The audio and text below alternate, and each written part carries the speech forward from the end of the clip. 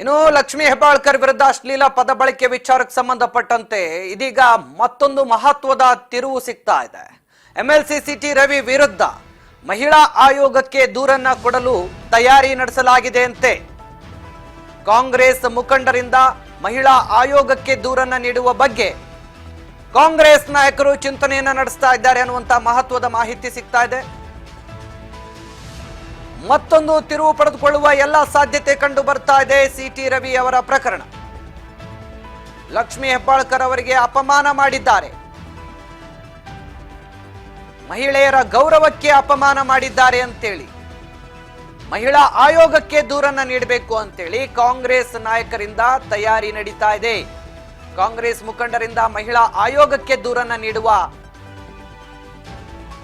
ಚಿಂತನೆಯನ್ನ ನಡೆಸಿದ್ದಾರೆ ಕಾಂಗ್ರೆಸ್ ನಾಯಕರು. ಕಾಂಗ್ರೆಸ್ ಮುಖಂಡ ಮನೋಹರ್ ನೇತೃತ್ವದಲ್ಲಿ ದೂರನ್ನ ಕೊಡಲು ಕಾಂಗ್ರೆಸ್ ಮುಖಂಡರು ಮುಂದಾಗಿದ್ದಾರೆ. ಈಗಾಗಲೇ ಕಾಂಗ್ರೆಸ್ ಮುಖಂಡ ಮನೋಹರ್ ಅವರ ನೇತೃತ್ವದಲ್ಲಿ ಮಹಿಳಾ ಆಯೋಗಕ್ಕೆ ದೂರನ್ನ ಕೂಡ ನೀಡಲಾಗಿದೆಯಂತೆ. ಲಕ್ಷ್ಮೀ ಹೆಬ್ಬಾಳ್ಕರ್ ಅವರಿಗೆ ಅಪಮಾನ ಮಾಡಿದ್ದಾರೆ, ಮಹಿಳೆಯರ ಗೌರವಕ್ಕೆ ಇದು ಅಪಮಾನ ಆಗಿದೆ ಅಂತೇಳಿ ದೂರಿನಲ್ಲಿ ಉಲ್ಲೇಖಿಸಿದ್ದಾರೆ ಅನ್ನುವಂತ ಮಾಹಿತಿ ಸಿಗ್ತಾ ಇದೆ.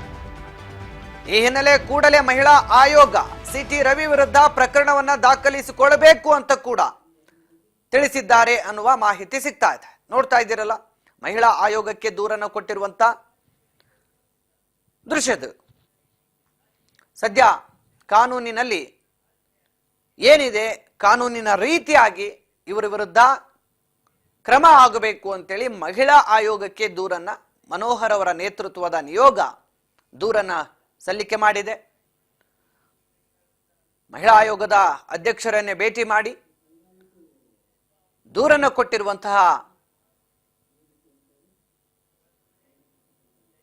ದೃಶ್ಯಗಳು ತಾವೀಗ ಗಮನಿಸ್ತಾ ಇದ್ದೀರಿ.